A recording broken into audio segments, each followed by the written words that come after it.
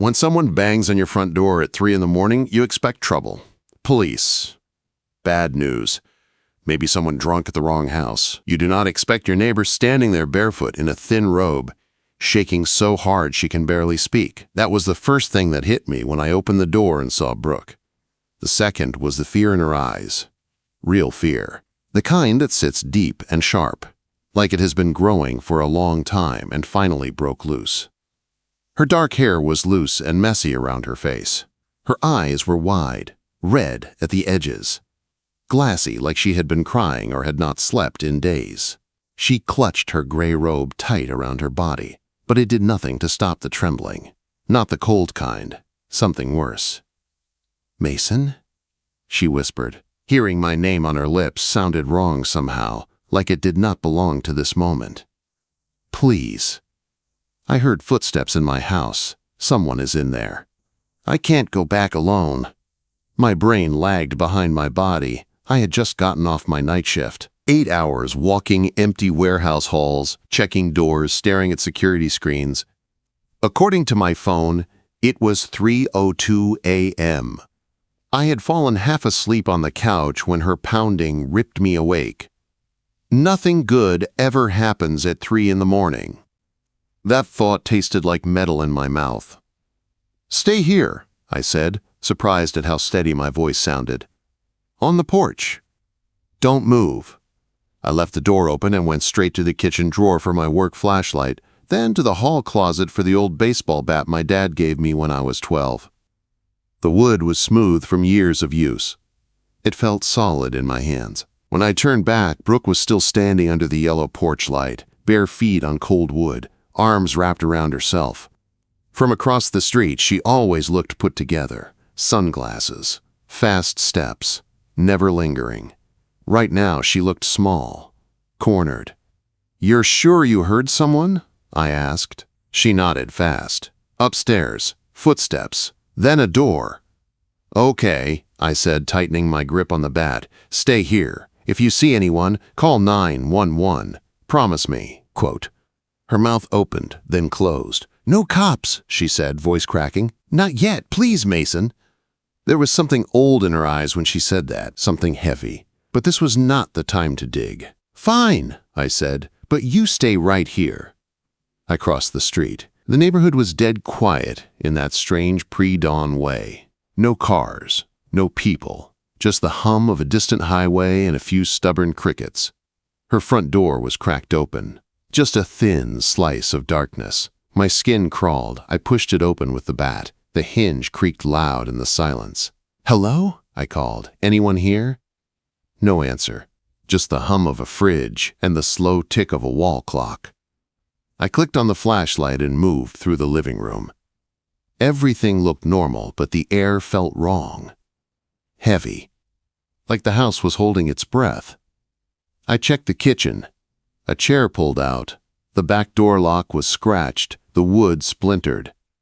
Fresh damage. Someone had tried to force it. My stomach tightened. Upstairs, every step groaned under my weight. Bathroom, guest room, empty. Her bedroom was a mess, covers thrown aside, window cracked open to the cold night air. No one was there. Whoever had tried to get in was gone. When I stepped back outside, Brooke was still on my porch, eyes locked on me like I was the only thing holding her together. "It's clear," I said. "No one inside." "But your back door lock is damaged. Someone tried to get in." "You're sure they're gone?" she asked. "Yeah, but you shouldn't stay there alone tonight." She looked at her house, then back at me. "I don't have anyone here," she said quietly. I knew that kind of alone. "Come inside," I said. "Stay with me tonight." She hesitated, studying my face like she was deciding whether trust was worth the risk. Then she nodded and stepped past me into my house. That was the moment everything started to change. Brooke sat on my couch like she was afraid to relax, like the moment she did, the ground might give way. I grabbed a blanket from the hall closet and draped it over her shoulders. She clutched it tight, fingers white at the edges. I turned on the small lamp beside the couch. The soft yellow light shrank the room, pushed the shadows back. It felt safer, like the dark outside could not reach us in here.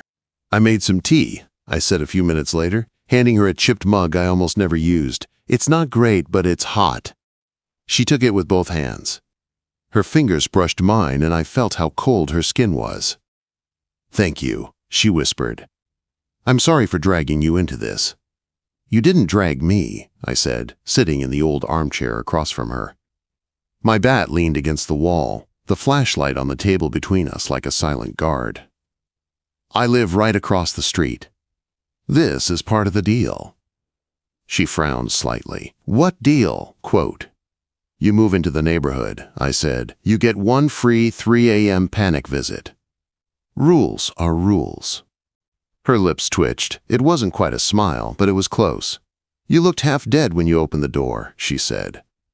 I thought you might fall over.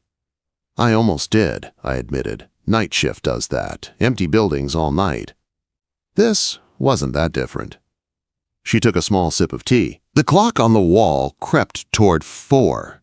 Outside, the sky was still dark, but the night felt thinner. We sat in silence for a bit, not awkward, just careful. I moved here to get away, she said suddenly, eyes fixed on the mug. From the city, from my old life. I thought somewhere quiet would be safe. Divorce? I asked softly. She nodded. He wasn't a good man, loud, controlling. He made me feel small even when I tried my best. She swallowed. I just wanted peace. Something about the way she said it settled heavy in my chest. I lost my dad 2 years ago, I said, surprising myself. Car accident.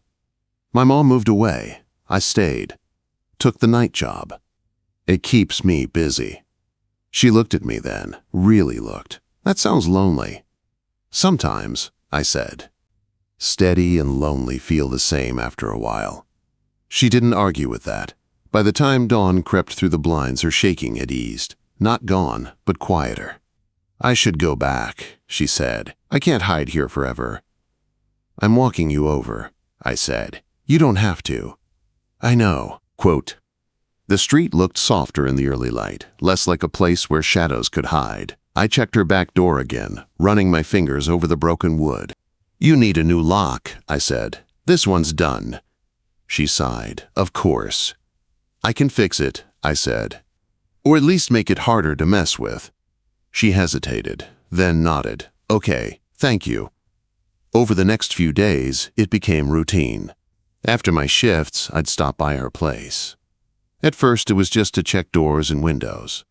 Then it turned into coffee in her kitchen, quiet conversations while the sun came up. You don't have to keep doing this, she said one morning. I know, I said. I'm not doing it because I have to. She didn't push after that. I showed her how to check window latches, gave her a spare flashlight from work. She told me about her old place in the city, about how her ex hated when she played jazz, so she stopped. I started again when I moved here, she said. Windows open on purpose. I like it, I told her. Makes the street feel less empty. Quote. She laughed, real and surprised, and it did something to me. A few days later, rain tapped against her porch while I replaced the back door lock. She stood close, holding a mug of coffee, hair loose around her face. You're good at this, she said. My dad taught me, I replied. He taught you well. When I finished tightening the last screw, she rested her hand lightly on my shoulder. That night, she said softly, I don't think I knocked on the wrong door.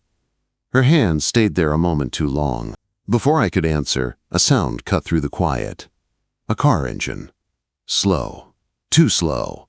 Headlights swept across the living room wall, then stopped in front of her house. My body went tight. Do you get visitors? I asked. Her face drained of color. No. Footsteps. A shadow passed the window. I think it's him, she whispered. My ex. The knock came. Calm. Confident. Like he belonged there. Mason, she said behind me, voice breaking. Please, don't let me go back alone. I looked at the door, then at her. I'm staying, I said. I'm not going anywhere. Quote. I stepped forward and reached for the lock, and opened the door just enough to stand between her and the man who refused to stay in the past.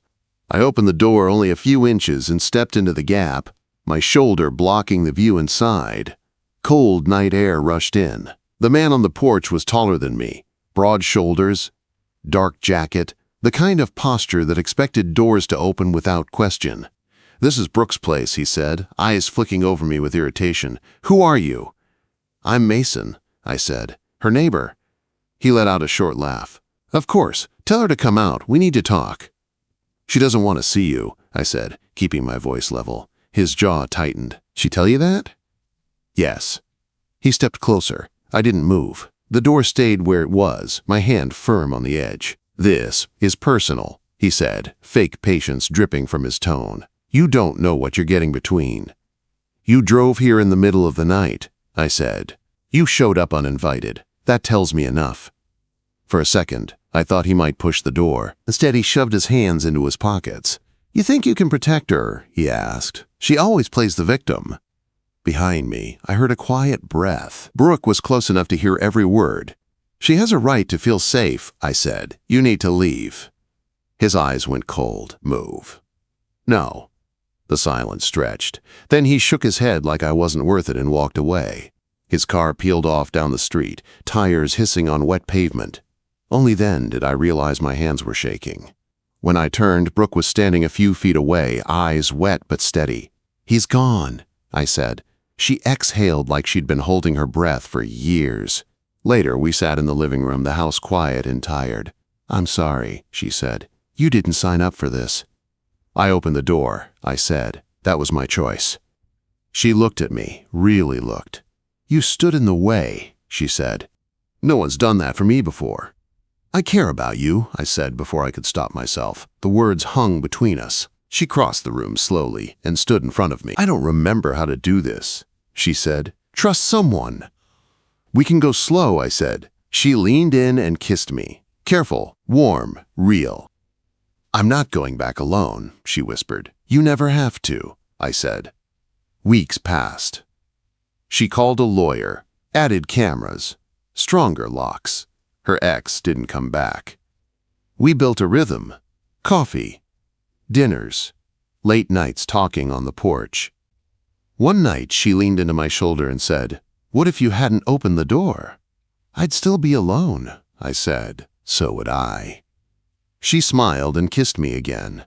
But some doors, once opened, don't stay quiet forever. Life did not change all at once. It shifted in small, quiet ways, like furniture moving in the dark. Brooke stayed cautious, but she stopped flinching at every sound.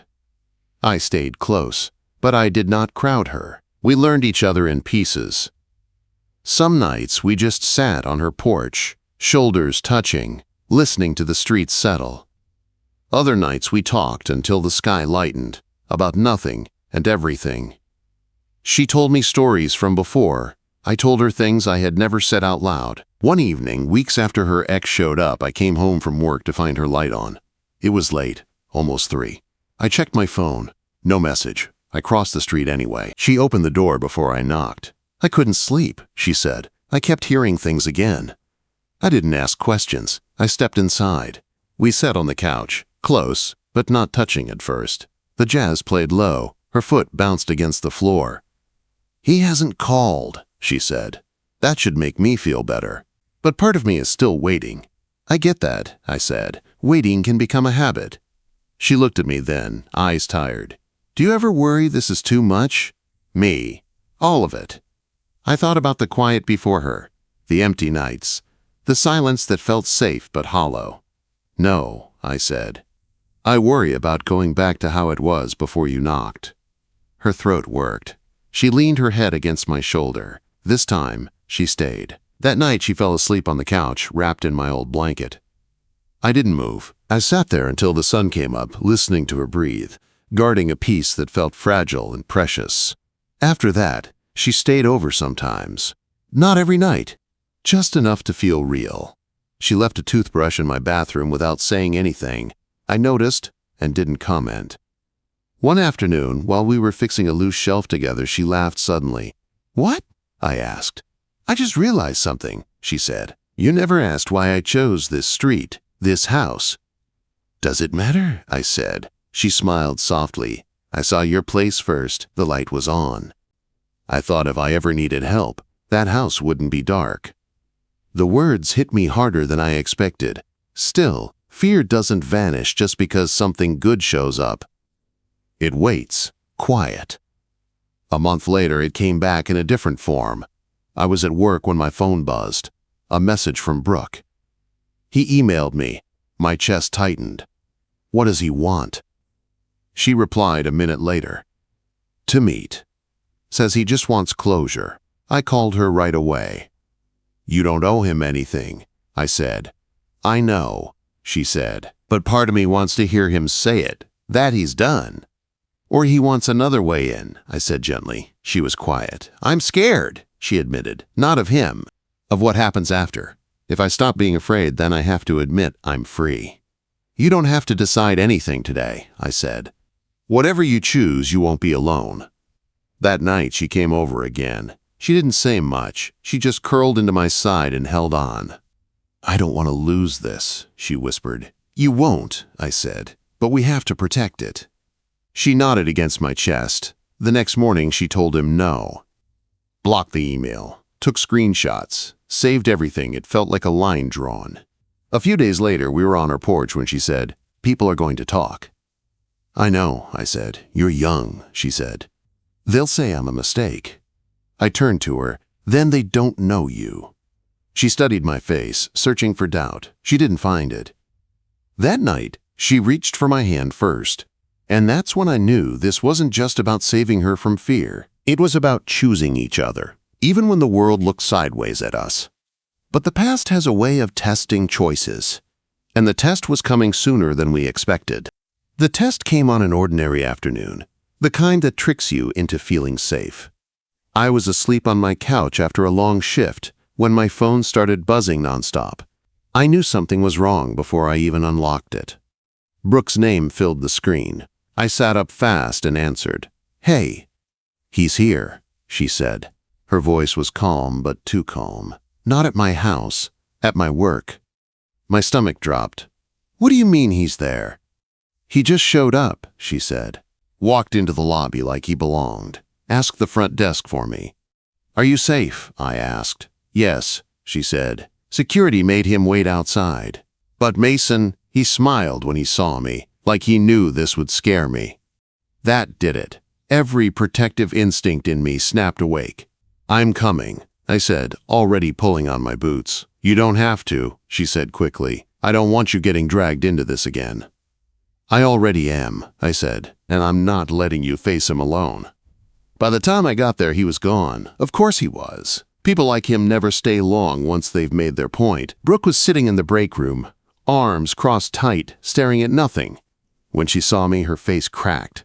I didn't say anything. I just pulled her into me. He said I looked good, she whispered into my chest. Like nothing ever happened. Like I didn't leave for a reason.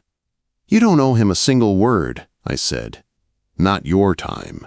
Not your fear. I hate that he still gets to me, she said. That doesn't mean he still owns you, I said. It means you're human. That night she didn't go home. She came back with me. We sat at my kitchen table, lights low, coffee untouched between us. I'm scared this will never stop, she said, that he'll always find a way to remind me of who I used to be. I reached across the table and took her hand. Then we build something stronger than his memory. She looked up at me. You're young, Mason. This isn't how your life is supposed to start. Maybe, I said. Or maybe this is exactly how it starts, with someone knocking on your door and asking for help. She laughed softly through tears. Later, we lay on my bed, fully dressed, just breathing in the dark. Her head rested on my chest. My arm around her felt natural, like it had always belonged there. If he comes back, she said, I don't want to run anymore. Then we won't, I said. We'll be smart. We'll be ready. She tilted her head up to look at me. You're sure about me? I didn't hesitate. I'm sure. She kissed me then, deeper than before, not rushed, not desperate, grounded. For the first time since that night at 3 a.m., her body fully relaxed against mine. A week later, she filed for a restraining order. The paperwork was exhausting. The waiting was worse. but every step felt like taking ground back. People noticed us more. The looks lasted longer. Whispers followed. One woman at the grocery store smiled politely and then said, "You're very young." "I know," I said. "So is happiness." Brooke squeezed my hand so hard it almost hurt. That night, on her porch, she said, "If this ever becomes too heavy, you can walk away. I won't blame you." I turned to her. I didn't open my door just to close it later. She stared at me, eyes full. "You're not just my safe place anymore," she said. "You're my choice." I kissed her forehead. "Then let's keep choosing each other." Across the street, my porch light flicked on automatically as night settled in, the same light she'd seen weeks ago, the one that made her knock. And this time, it wasn't about fear. It was about staying. One last thing still stood between us and real peace. And it was something neither of us could avoid. Not anymore. The last thing standing between us and peace was not him.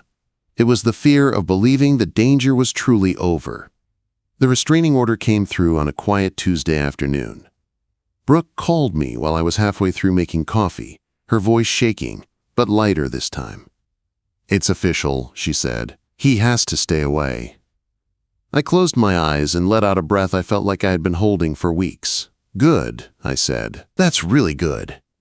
That night we didn't celebrate. Not really. We just sat together on her couch, the windows open, jazz drifting softly into the street. The world didn't suddenly fix itself, but it felt calmer, like the volume had been turned down. "I keep waiting for the other shoe to drop," she admitted. "Like peace is temporary." "I know," I said. "I used to think quiet meant something bad was coming next." She looked at me. "What do you think now?" "I think quiet can mean safe," I said, "if you let it." She leaned into me, her head against my shoulder. "I'm trying." So was I. Time passed. Not in dramatic leaps, in ordinary days, grocery runs, burnt dinners, falling asleep halfway through movies. I still worked nights, but fewer of them. She started sleeping through the night more often. The shadows in her eyes faded slowly. One evening, months later, we were back on my porch, sitting on the steps like we had that first clear night. The street was quiet again, but it didn't feel empty anymore. "Do you ever think about how close I came to not knocking?" she asked. "All the time," I said. "What would you have done if I hadn't?" I thought about my house before her, the silence, the routine, the way my life fit perfectly because nothing ever moved. "I would have kept surviving," I said, "but I don't think I would have been living." She smiled at that and rested her head against my shoulder. "I was scared of starting over," she said, "of being the woman who left, who failed, who needed help." "You weren't weak," I said. "You were brave enough to ask for it." She turned to face me, really face me. "You changed things for me, Mason." "You changed things for me too," I said. "You reminded me that opening a door can be the start of something, not the end." She laughed softly. "You're going to make me cry." "Wouldn't be the first time," I said. Later that night, as I walked her back across the street, she stopped at the edge of her porch and looked at me. "You know," she said, "I don't hear the footsteps anymore." "That's good," I said. "But even if I did," she added, "I know what to do now." I nodded.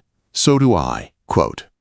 She kissed me then, slow and sure, not like someone asking to be saved, like someone choosing to stay. When I went back to my house, I didn't turn off the porch light. Some habits are worth keeping. My name is Mason. I'm 24. I work night shifts and live on a quiet street where nothing used to happen. Until my neighbor knocked on my door at 3 in the morning and whispered, "Please don't let me go back alone."